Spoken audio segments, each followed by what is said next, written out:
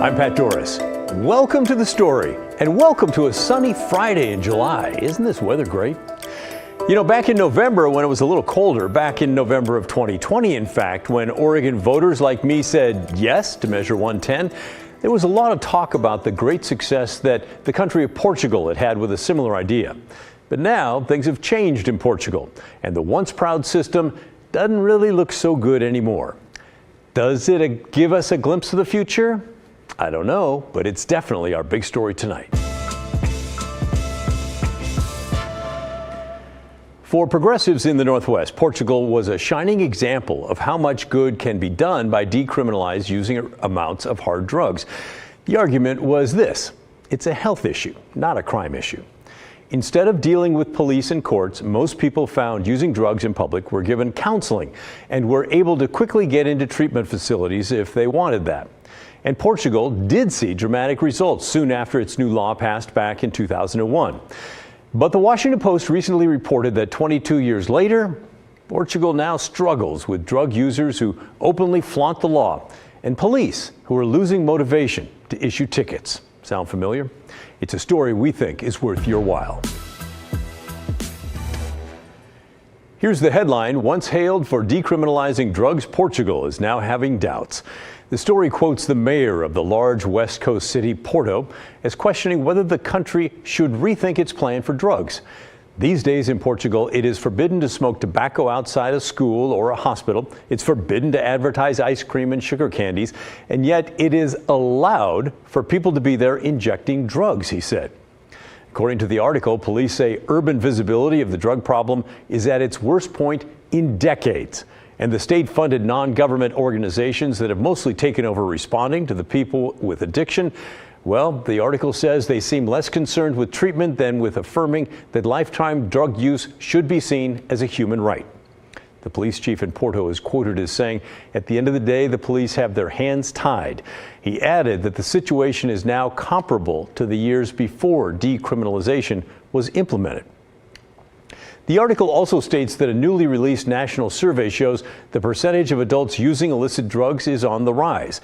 Back in 2001, it was 7.8%. Now it's 12.8%. And overdose rates have hit a 12-year high. This is all super interesting because, of course, Oregon became the first state in America to decriminalize user amounts of hard drugs here. And it's had, shall we say, a mixed result. So last November, I tracked down the guy who designed Portugal's system, Dr. João Gualem. Back then, he painted a rosy picture of success for his country. We estimate that when this our strategy that included decriminalization was approved, we estimate that we could have 100,000 people using only heroin. That means 1% of our population. Nowadays, we estimate that we can have around 33,000 people using any kind of drug in a problematic way. So a very significant drop in that drug use. But since that Washington Post article, he's kind of changed his tune and is now publicly admitting things not going all that well in Portugal. Last week, he spoke at Georgetown University at the O'Neill Institute for National and Global Health Law. It is true that we are having some difficulties nowadays in supplying timely treatment without waiting lists, for instance. We have a visibility of disorganized users on the streets in Lisbon and Porto, mostly in the big cities. And we The Washington Post article also points out that Portugal slashed its funding of its drug oversight operation back in 2012. It dropped from roughly $83 million a year all the way down to $17 million. That's why most of the drug outreach is now done by nonprofit groups. Dr. Gualem says the cuts were a mistake. We have more people on the street. And I would say that at a given moment, our political responsibles were convinced that drugs problems in Portugal were solved. Okay? So there was a stagnation or even a decrease. It's not exactly the same decrease that is said in the Washington Post uh, article, but it's not his fault. It's probably we explained the wrong.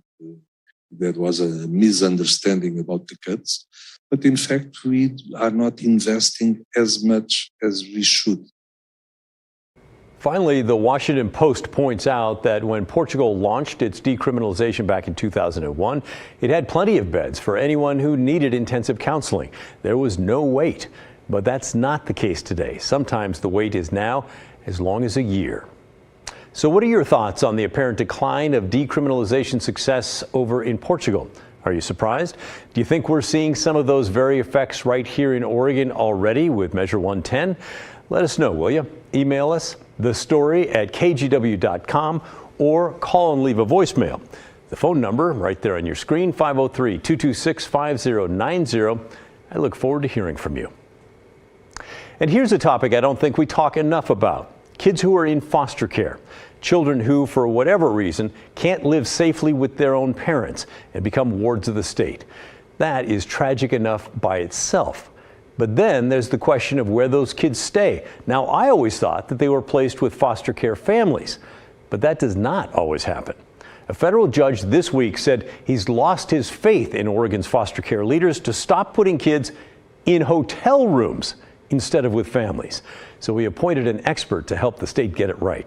The Associated Press reports that since 2018, Oregon taxpayers have spent more than $25 million housing 462 kids in foster care in hotels. That's an astounding number because the state had promised to stop the practice back in 2018 after settling a lawsuit over the policy.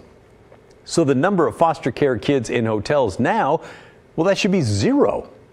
That made me wonder how many kids are in foster care in Oregon. I found this graphic put out by the Oregon Department of Human Services. It shows the number as of the end of June of 2023. The yellow line there is the total number of kids in foster care. It's about 4,775. If you look to the left, you can see the number was much higher in 2018 by about 3,000 children. So that seems to be a promising trend, I hope. But sticking kids in hotel rooms, not promising. The AP reports in the first 6 months of this year, 75 kids ranging in age from 6 to 19 years old were placed in hotels. 20 of those kids lived in a hotel more than 60 days, 2 months. Now, as you might expect, that's not great for the kids. An attorney for one of the groups which sued Oregon back in 2016 to force them to stop doing this said this is incredibly harmful for these kids. They are spending months and months in hotels with a rotating cast of caregivers, all the while getting the message that they are unwanted and can't do well with a regular family, and they are different and unlovable. It really affects their mental health in the long term.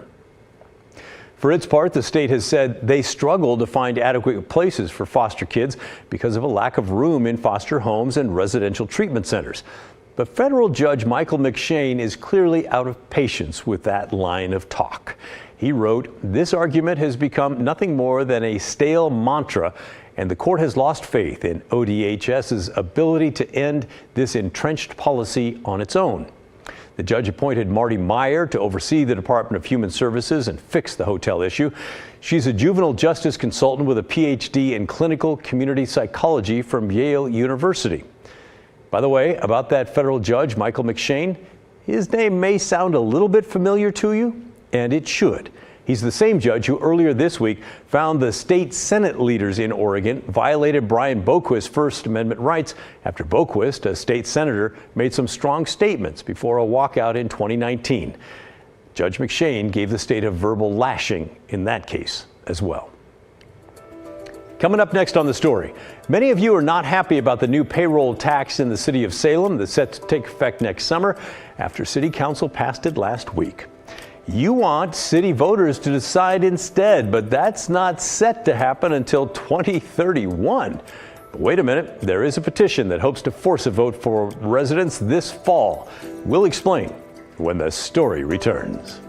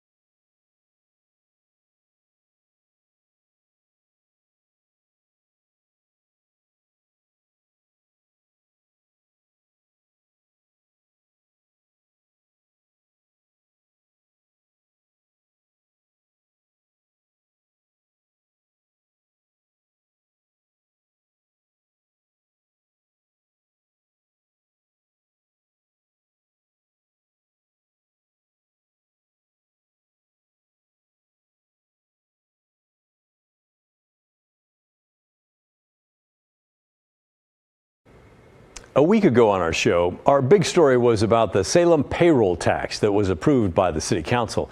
It caused a lot of drama already, and there's even a petition to allow Salem voters to decide on it instead of following the city council vote. More on that petition in a moment. But let's get everyone caught up who may not be familiar with the new tax. Here's how it would work. Anyone who works within Salem city limits and makes more than minimum wage would be taxed. It includes people who work for someone else or themselves, someone who works a lot in Salem or maybe only for a few days. The tax would be 0.814%, so less than 1%, and would raise an estimated $28 million a year. Someone making roughly $62,000 a year would pay about $500 total if they worked 5 days a week in Salem. So why is it necessary? Well, the mayor says the city's facing a $19 million shortfall for city services. And here's how that tax money would be used. The mayor says it would flow to 3 existing micro shelters for homeless people, also a navigation center for the homeless, as well as police outreach team for the homeless. It would also pay for the current police force and the fire department. Even though it was approved last week, it's not set to take effect until next summer.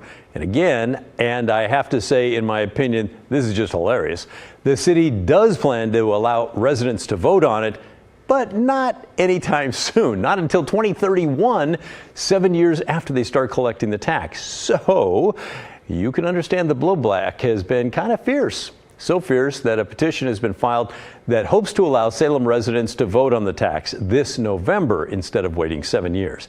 The Salem-based Oregon Business and Industry Trade Association filed the petition on Friday.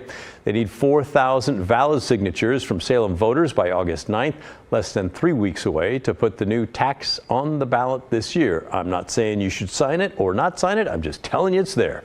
The trade group says they're hoping to submit 6,000 signatures, and in their words, time is of the essence. If you are interested in this petition process, you can visit the website there on your screen, letsalemvote.com, to learn more. Again, one more time, since we know so many of you out there do have strong feelings about this, the website is letsalemvote.com. Moving on now to part of our show that really sets us apart from every other news show in the Northwest, how all of you at home are part of our story. Last night we told you about Oregon's death with dignity law. When certain conditions are met, people can get a lethal dose of prescription medication to end their life. And a new bill signed by Governor Kotek this month allows people from out of state to come to Oregon and get this end-of-life care. Now, previously, you had to be an Oregon resident to qualify, but that's not the case anymore. And as tough of an issue as this is to talk about, hear about, even read about, we think it is valuable to share some of your experiences as a way to kind of destigmatize death, which eventually, I guess, well, I know, is part of all of our stories. We asked for your thoughts about the law change and about death with dignity as a policy itself. It is a very good tool. My mother-in-law went through it, and without that, she would have suffered by far further. I also had an uncle that didn't use that tool, and unfortunately, he committed suicide. He says it's a good tool, and please don't take it away. Sharon wrote to us as well. My good friend recently passed in her home with death with dignity. She was upbeat, very happy with her decision. If possible, I will also make this decision for myself. We also heard from a viewer named Susan who talked about the humanity of the death with dignity law. Susan and her husband were RVing in Florida a year after moving away from Oregon, and her husband was diagnosed with pancreatic cancer. She wrote us to say he could not eat or drink anything. His condition was terminal and very painful. He begged his doctor to OD him on morphine. 16 weeks after the diagnosis, he passed away, having been taken off IV nutrition 2 weeks earlier at his request. In short, he starved to death. Had he been living in Oregon, he would have exercised his right to die with dignity weeks before starving to death. And you told us there are still some issues with this death with dignity law that's not perfect. A viewer named Larry shared with us that his wife was diagnosed with metastatic breast cancer that spread to her liver and kidneys, and she decided against any cancer treatments. He wrote, We looked into DWD, but the process to get approved was ridiculously complicated. Instead, she let nature take its course and passed away 3 weeks later. It would be better to have a fast-track review and approval process for patients like my wife who have very little time. Without it, I watched her slowly die for 2 days while on a morphine drip. She never got to choose how to go. One viewer named Rick told us he's not so sure about this new change of the law that allows patients from out of state to get the medication here and then take them home to die where they're more comfortable. I believe the death with dignity law should be limited. When people come from out of state, they should not be able to take the medication back to their state because we don't know if they're actually going to take it or give it to someone else. But on the flip side of that coin, a viewer named Joni chimed in with this. I just feel like I don't understand where people make the decision for other people. I really feel that people should mind their own business. If it's not about them, they should mind their own business. Thanks again to all of you who shared your very personal stories with us. If you have more thoughts on Oregon's death with dignity law, our inbox is always open. You can email us at thestory@kgw.com or call and leave a voicemail. The number is 503-226-5090. Still to come on The Story, we're heading into the KGW vault to see what we can find from the legendary Tony Bennett, who passed away today at the age of 96. He made several stops here in Portland, and we'll show you what we were able to uncover and dust off when The Story returns. Coming up at 6:30, senseless deaths on Portland streets with 4 people killed in 2 crashes just hours apart. Why it appears both could have easily been avoided. Plus, Team USA kicks off their first game in the Women's World Cup. We'll catch up with the crowd watching the match live in New Zealand from Portland's living room. And it is a gorgeous Friday evening from the valley to the coast. Ashley's in for Matt with a glorious 7-day. That's just ahead at 6:30. Hope to see you then.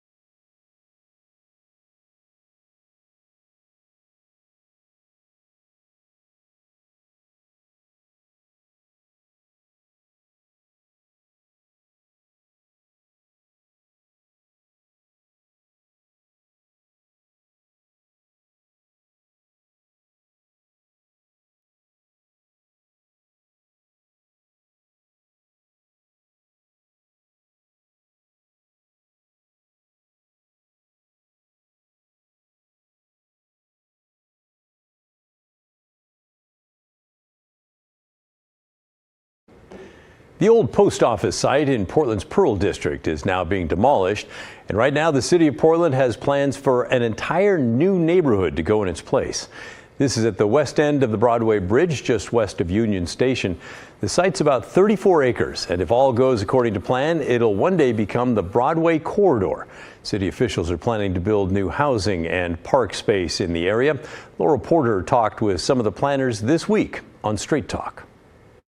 It's a tremendous opportunity. As you mentioned, we're talking about 30 acres plus in the heart of our central city, right between the Pearl District, one of our newest neighborhoods, and Old Town, our oldest neighborhood in the central city. And it gives us an opportunity to build thousands of units of housing, create opportunities for thousands of new employment opportunities, and to really be a welcoming and inclusive place in the heart of our city. Tawana, how big of a deal do you think it is? Oh, just to piggyback on what Kimberly said, this is a tremendous opportunity. And when I think of the opportunity, I think of the opportunity for local contractors to work on a major project. I look at the opportunity for the houseless to have, safe and stable housing. And I think the biggest thing is just to, for everyday people, the boots on the grounds, to have an opportunity for good jobs and good wages and benefits. We're going to dig into all of that in just a moment. Molly, what do you think? Well, first of all, being able to envision and recreate a community in the central city is really a once-in-a-lifetime opportunity. So be able to center on affordable housing to ensure we're creating an inclusive, balanced, and diverse community is going to be essential to its success and vibrancy. So this is crucial for addressing our housing shortage that we face right now, and it's crucial that we address our disparities in racial equity that many renters and homeowners face in Portland right now. One thing not really being prioritized in the plan, office space. There's already lots of it downtown, and it's not being used. You can listen to the panelists discuss that and how they want to make the area affordable, and many more of the project details tonight on Straight Talk. It's at 7 right here on KGW, and anytime on our KGW YouTube channel and KGW Plus. Well, you've likely heard the sad news today, the end of an era that evokes sharp-dressed performers, big bands, and smoke-filled jazz joints. Tony Bennett died today at the age of 96. His career spanned some 70 years, beginning in 1950. And you can bet he made a few stops here in Portland. So let's head down to the KGW vault.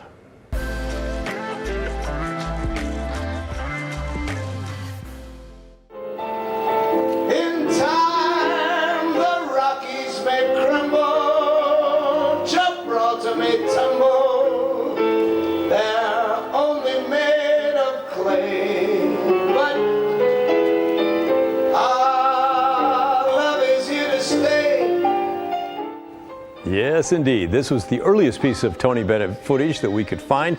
It's from August 4th, 1991 at the Mount Hood Jazz Festival.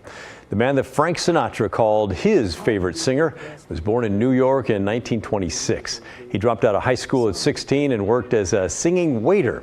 He was a soldier in World War II, and his experiences in Europe included liberating a Nazi war camp in Germany, which led him to become a lifelong pacifist and humanitarian. Bennett's big break came when he returned from the war. He was hired by Bob Hope in 1949, and the rest, as they say, is history. Here's a clip of Bennett performing at the Schnitz in June of 1995. When you speak love,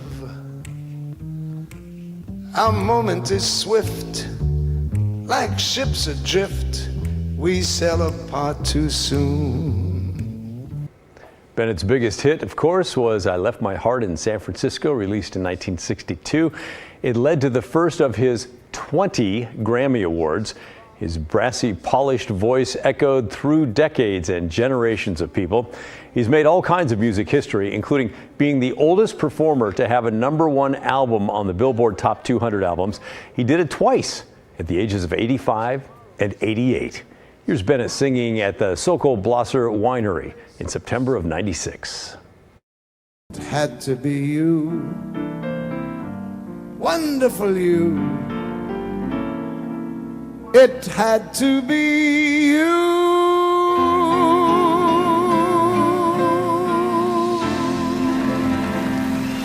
Yep, he was still going strong. Tony Bennett is survived by his wife, 4 children, and 9 grandchildren.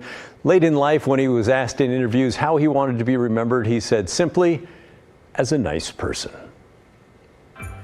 Well, that's the end of our show. Thanks so much for watching. And remember, the story, our collective story, well, that never ends.